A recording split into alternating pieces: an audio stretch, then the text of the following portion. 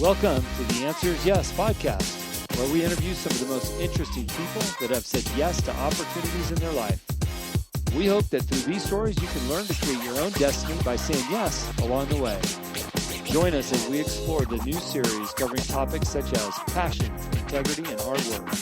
I'm your host, Jim Riley, and I hope you enjoy these interviews as much as I do.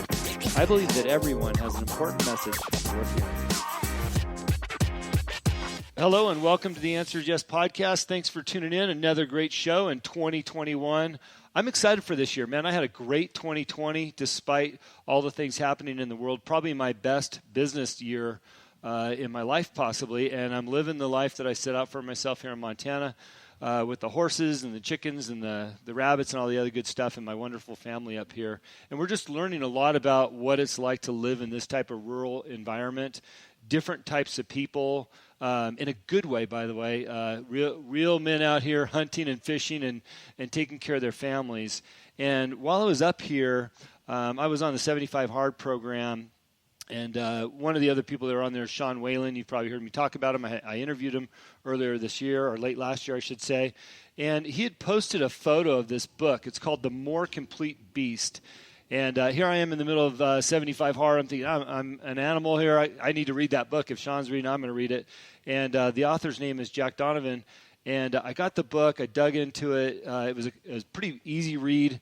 And I thought, man, that would be great to have Jack on my show. And as fate would have it, I reached out to Jack via Instagram. He responded right back. And I've got him on the show today. So, Jack, thank you for taking the time to be on the show. No problem. Yeah, I'm fascinated by your books and the read and your philosophies and your position on masculinity, and I want to talk a lot about that. But can you give us some background on you as a person, maybe early careers or things that you did at a younger age that developed into the person you are today? Well, actually, I have an art background Okay. of all things, and so that was what I was into in the beginning of my life, and I'm still very much in that mindset. I always say I'm an artist who writes, and so that but I was a regular guy. Obviously, I didn't have a fabulous art career. I just went to art school for a little while, and just had to make a living. Mm-hmm. I've had like 35 jobs, like something like that, like all kinds of things from corporate stuff to working at a Rite Aid or working at the Hickory Farm stand in the mall.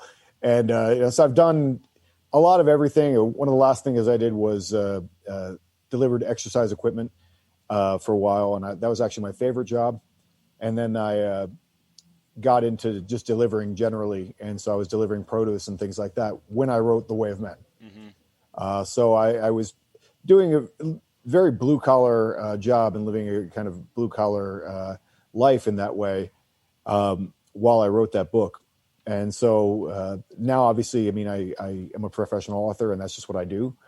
But I think that having all that experience kind of informed my perspective on the world to some extent. Actually, my first job when I was a kid, I said I wanted some more money, and I was like 13 years old or 12 or something like that. My dad was like, "I'll get you a job." And so my first job ever was working at a turkey slaughterhouse on Thanksgiving. Huh. So again, it was something that I think that I was glad I had that experience because so many people were so sheltered from what life and death and all that kind of thing. And I had that experience early on, and I think that was helpful. What type of parents did you have? You talk about your dad. Hey, I'll get you a job. What did he do for a living, and how did he influence you at a young age? Actually, my dad is an electrical estimator. Mm-hmm. He actually just retired, so now he's just retired. But he's an electrical estimator, and so he was an electrician first, and I come from a kind of line on that side of guys who worked on the railroad and did electric on the railroad.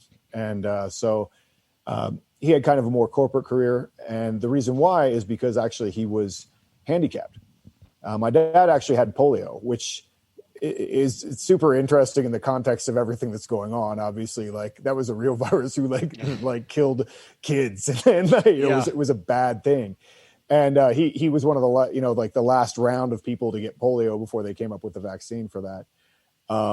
But yeah, so he has a limp, and his one leg is like 2 inches shorter than the other. But my dad's the type of guy who, rather than making that a big victim thing for himself, whenever someone asked him about it, he'd be like, "Oh, I just got in a car accident," because he didn't want to tell the story. Right. He didn't want to be like, "Oh, I'm a victim. I had polio." Blah blah blah. He's just like, "Oh, I got a car accident," whatever. And he was that kind of guy, and I think that distaste for the victim mentality definitely carried over. Mm-hmm. Yeah, because we got a lot of victims out there right now in their own minds. Yeah. Well, it gives them status in the current society because it makes you special, and everybody wants to be special because there's so many people. Yeah. And so if you can find some way to make yourself special, then and especially if you don't have to do anything, like something happened to me, therefore I'm special. I mean, that's so easy, right? I mean, and people are going to go for the easy thing. In many cases, they're going to take the easiest path and the path that gets the most affirmation. So if you say you're a victim, and a whole bunch of people were saying like, "Wow, that makes you really special. Oh, wow, you're a survivor," da da da da, then most people are going to trade on that. Yeah, sure. And that's what we see happening all around us. Sure. So you got your first job at a turkey slaughterhouse. I wish I had that background because I had a sick chicken out here not too long ago. I was like, what am I doing with this thing, right? Anyways, you said you went to art school for a little while. Was that a college thing, or you learned art in high school, or how did you go from one transition to the next? Well, I think I watched plenty of 80s movies when I was a kid, and I was the kid who grew up in the small town who was like, I'm going to go to New York City and be somebody. Yeah. And I did. I got early admissions into college in New York City to study art. And then I did a whole bunch of crazy stuff when I was there, and probably could have paid more attention to school. But so I was there for a couple years, and then I did some more school, like back home when I moved home. And then eventually I moved to San Francisco after that. And so I was in San Francisco. I've lived in LA, and lived in Portland for a long time, and just recently moved out to Utah. Mm-hmm. So as you're developing an artist, what was your passion within the art culture? Well, I mean, really, I wanted to be a performance artist at a time, and now I kind of am, but in a different way. Right. But we all. I mean, when we have become content creators of any kind, you become a little bit of a performance artist in a certain way. I was just interested in anything that was different and new and whatever, and I always have been, and I kind of have a nose for that. Mm-hmm. I mean, I was interested in fashion at the time, actually, and so. But I was interested in menswear, and they wouldn't let me do it in school, and that's one of the reasons why I left. Mm-hmm. Because that's considered like no one cares about that. The women's wear is where it's at, and right. I wasn't really interested in that. So I've always been interested in gender and masculinity and so forth. My answers to the questions when I was 21 would have been very different from what they are now. Sure. But I mean, that got me started thinking in that direction. Yeah. You were in New York at an interesting time. You're just a few years younger than I am, and I spent a lot of time in New York establishing a brand out there. Times where CBGB was a great place to go, and New York I've been there. New York was a little bit harder place at the time, but fashion was big, and that entire world. And like you said, female fashion was where it was at, not necessarily men. So you decided to leave and get out of that. You came back to Portland, and then what? Well, I came back. I'm from Pennsylvania. Oh, okay. So actually, like, I grew up in Pennsylvania, and so I grew up in a small town in Pennsylvania, and then I went back there for a little bit while after I left school, and then, like I said, went out to San Francisco, and then stayed there for a few years.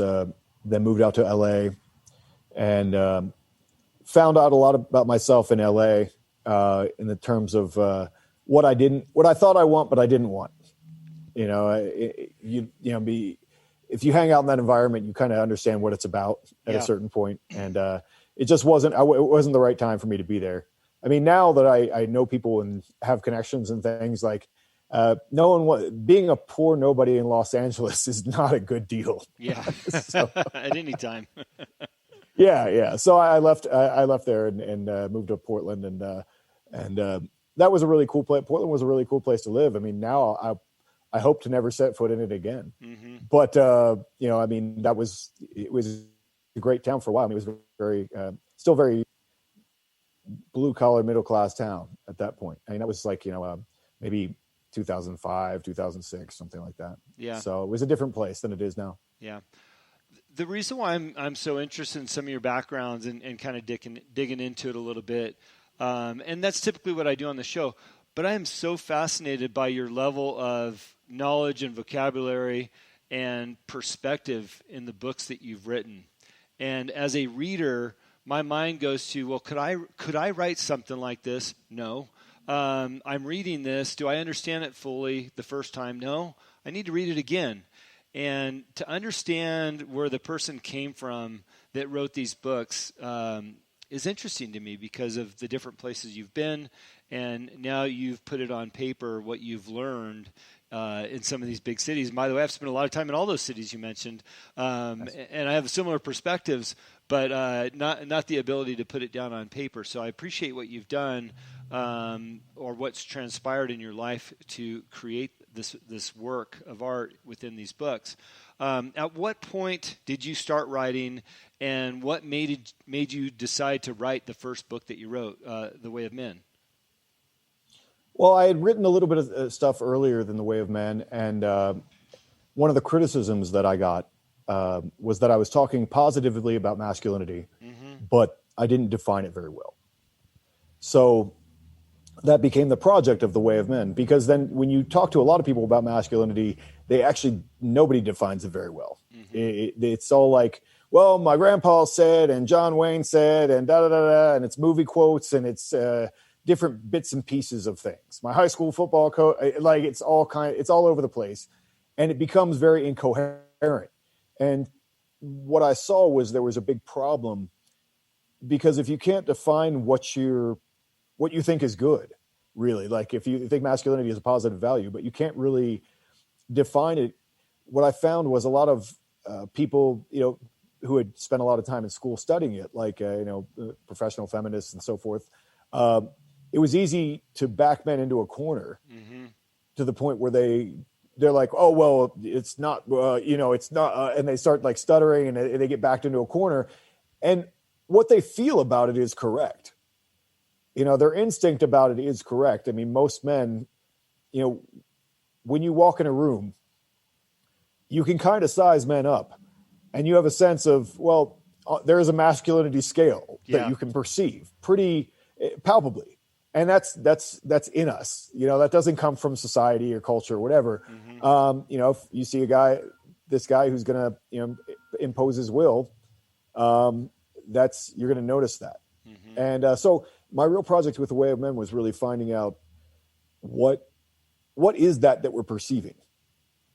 When we're like, oh, well, that's a masculine guy and that's not a masculine guy. Well, what does that mean? And where does that come from? Right. And it's not, the feminist argument to that would be that it's all just cultural things and whatever, but I think that there's a center to that.